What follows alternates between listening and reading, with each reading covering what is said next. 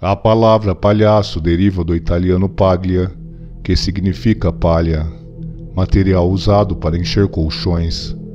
O nome então passou a ser usado porque a primitiva roupa do cômico personagem era feita deste material nas partes mais salientes e de um tecido grosso e listrado que era usado no revestimento dos colchões.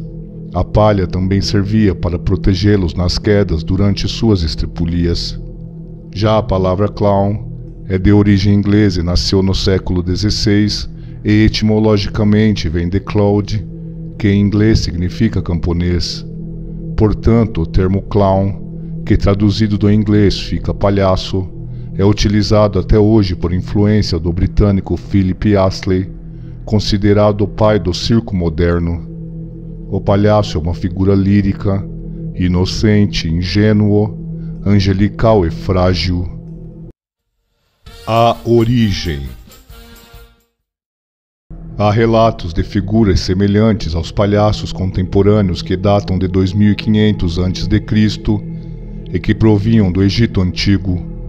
Há também referências da figura extrovertida em Roma, Grécia, China e no povo asteca. Na Idade Média, essas figuras consideradas bobas adquiriam importantes papéis na sociedade, estando ao lado de reis e imperadores. Na dinastia chinesa, os atuais palhaços eram chamados de lubietes e atuavam como assistentes propositalmente desastrosos de príncipes e princesas. Eles também tinham o poder de mudar o humor dos imperadores, por isso eram tão importantes para a sociedade. Na corte europeia, figuras semelhantes com papéis semelhantes eram chamadas de bobos da corte. Na Malásia eram chamados prang, que usavam máscaras com olhos enormes e bochechas desproporcionais, formando uma figura cômica e bizarra. E em Bali encontramos os irmãos Penazar e Kartala, sendo o primeiro sério e ordeiro, enquanto o outro faz tudo pelas avessas e é muito atrapalhado e engraçado. Na Grécia Antiga, os palhaços serviam para satirizar os contos gregos, sobretudo os de Hércules. No Império Romano, durante a sua expansão, começaram a surgir alguns personagens baseados nos palhaços, que eram chamados de cirros e estúpidos. E foram eles os responsáveis de levar a arte clownesca para as ruas. Entretanto, foi na Idade Média que eles tomaram as ruas definitivamente. Idade Média. Na Idade Média, o teatro tinha um grande problema com a Igreja Católica, que mantinha o poder e era responsável pela extinção de vários deles. Com isso, os artistas tomavam as ruas e, com o passar do tempo, foram tomando todo o continente, ficando conhecidos na Escandinávia como Glimings e na França como Jongleurs, que pode ser traduzido como malabaristas. Enquanto isso, os bobos da corte trabalhavam bem suas graças para não perderem suas cabeças na guilhotina. Já os palhaços de rua faziam isso para não morrerem de fome. Mas assim como os lubietes, os bufões, os bobos da corte e todos os outros tipos de palhaço, era possível manter um papel, de certa forma, importante na sociedade, utilizando o seu humor para questionar as decisões tomadas pelos soberanos, de modo a fazê-los refletir sobre a forma como governam. Em suma, esses artistas eram as únicas figuras na corte que podiam falar o que quiser, sem grandes reveses, mas com a condição de que todos rissem, ou suas vidas estariam em risco. Estima-se que o primeiro bobo da corte oficial, Nigel Hodges, surgiu em 1649 e perdeu o cargo após a Revolução Republicana, liderada por Oliver Cromwell, e a decapitação do rei Charles. Mesmo com todas as dificuldades da época, os palhaços continuavam a tomar espaço. Nas peças religiosas faziam o papel do diabo cômico, mas foi William Shakespeare capaz de mostrar que o palhaço, Não podia só fazer rir, como fazer chorar, e tornar ainda mais dramática as cenas trágicas de uma obra. Assim, os palhaços passaram a ser tão importantes quanto os atores sérios de grandes clássicos do teatro. O início do circo. A cultura circense se enraiza pelos vários eventos da antiguidade, mas é a Philip Astley que se atribui a criação do circo que conhecemos hoje.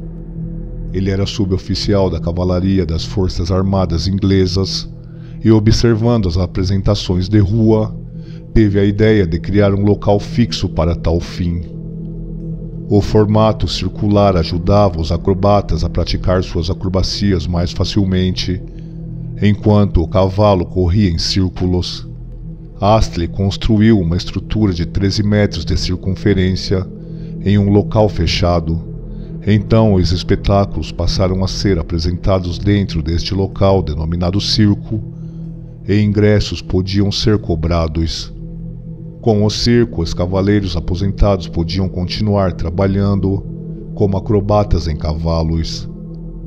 Com o passar do tempo, outros artistas com outras formas de arte passaram a ingressar no novo estabelecimento de Astley, inclusive os palhaços, sendo o mais importante deles Mr. Merriman, que também atuava a cavalo. Com o desenvolvimento da arte do palhaço, várias partes do mundo adaptaram o personagem ao seu próprio estilo, fazendo surgir diversas figuras distintas como o palhaço Augusto, o vagabundo, o excêntrico, o mímico e o branco. Tipos de palhaço: Branco e Augusto. Augusto é o tipo mais conhecido no Brasil. É extravagante, absurdo, pícaro, mentiroso, surpreendente e provocador. Representa a anarquia e a liberdade, também o mundo infantil. É desajeitado e desastrado, tornando sua atuação desajeitada e deselegante. Não é sociável, mas acaba por conquistar com sua simpatia e brincadeiras. O estilo nasceu no Circo Heinz de Berlim em 1865, encarnado por um tal de August, que por ser alcoólatra entrou no palco bêbado. Como as pessoas eram muito brancas na Europa, seus narizes e bochechas avermelhavam quando bebiam, daí o nariz vermelho e a maquiagem. Portanto, esse é o espírito do palhaço estilo Augusto, brincalhão e que faz bastante algazarra. Já o estilo branco nasceu quando um amigo sóbrio de August subiu no picadeiro para de toda forma tentar fazer o amigo desregrar, transformando o espetáculo para sempre, que era constituído em dois palhaços, o estilo Augusto brincalhão e o estilo branco sério. Este formato é utilizado até hoje em espetáculos circenses, teatrais e televisivos.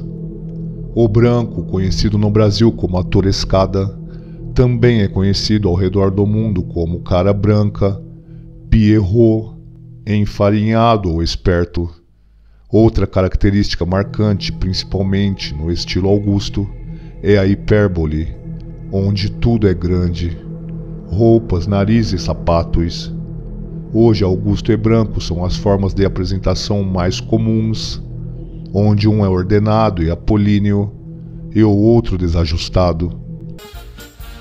Medo de palhaço. A courofobia ou medo de palhaço é um fenômeno que intriga até hoje os psiquiatras e psicólogos, pois nunca se soube a origem e nem mesmo os motivos da condição, que afeta crianças, adolescentes e adultos no mundo todo. Acredita-se que seja devido aos trajes e maquiagem exagerados e cômicos. Outro motivo seria o comportamento desajeitado e irônico do personagem.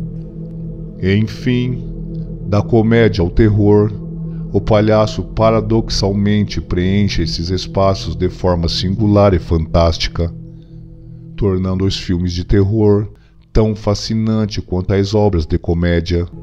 No filme de terror It, de Stephen King, o palhaço Pennywise consagrou-se um dos mais icônicos do mundo. Já na comédia, o palhaço Bozo é referência mundial no título. E você tem medo de palhaço?